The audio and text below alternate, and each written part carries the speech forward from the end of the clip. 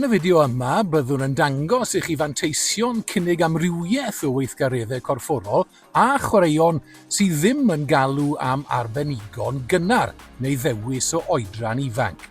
Bydd y fideo hefyd yn dangos sut gall hyn datblygu sgiliau plant drwy gynnig dull aml-chwaraeon o weithredu. So when we work with young children, we really need to avoid something called early specialisation, and this is the focusing of one sport to the exclusion of others. And this we know from the research can cause harm to young people in terms of long-term injuries, overuse, stress and psychological issues in terms of burnout. Mae gwersyll aml-chwaraeon gyda ni, so mae plant yn gwneud cymysgedd o chwaraeon ar draws y dydd, so maen nhw gyda ni rhwng 9 a hanner 3 heddi. So fyddwn nhw'n gwneud cymysgedd o gweithgareddau gwahanol, enghraifft dodgeball, pêl-droed, pêl-basged, rygbi, pêl-rwyd. A mae plant wedyn yn gwneud be maen nhw eisiau hefyd, so maen nhw'n cael cyfle i mynegu barn nhw ar gyfer be maen nhw eisiau yn y sesiynau. Rydyn ni eisiau i blant ddefnyddio i dychymyg a bod yn greadigol. Felly gall gofyn iddyn nhw greu'r gemau maen nhw'n ei chwarae yn eu sesiynau, gynyddu eu cyfranogiad a'i mwynhad.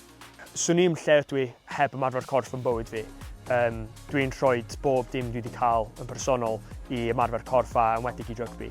Dwi'n dylio fo bob plentyn yn Cymru gael y cyfle i cymryd rhan mewn cyn gymaint o chwaraeon a maen nhw'n gallu.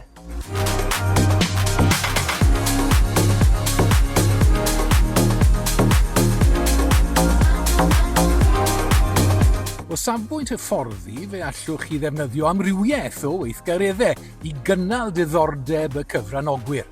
Gall hyn eich helpu chi i ddod yn fwy creadigol wrth gyflwyno'ch sesiynau.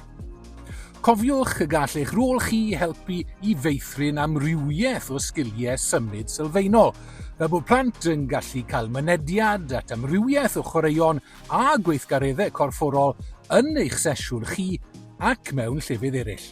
And we know also that children need a very broad foundation of skills. So the more that we give them a range of physical activities and sports, a multi-sport approach to physical activity, the more that we are helping them with their long-term physical activity engagement.